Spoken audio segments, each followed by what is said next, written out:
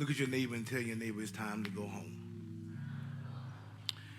This scripture is long been looked at and been considered a story for children who have been raised in a good home, or children that have been raised in a Christian family, or children that's been raised in a family where their parents were preachers, or parents were devout Christians, and when they at some point in their lives find themselves straying away from what they've been raised to understand, we've looked at them and we've labeled and we've tagged them as being the prodigal son.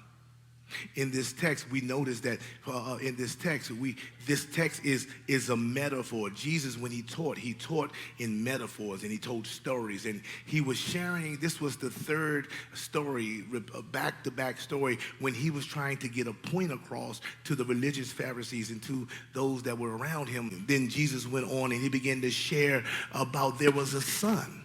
There was a father who had two sons. He mentioned the two sons, and as he was sharing this story being metaphorically, meaning this God, the father in this story being God, the son in this story being his children.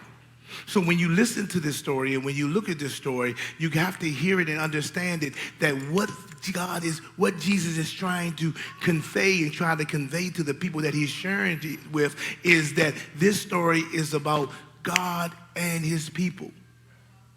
The father is God. The son is Kevin. The father is God.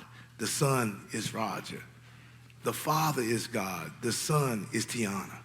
So when we look at this, we don't just think about this as being some distant story that has nothing to do with you, but it has everything to do with you, because you are God's child.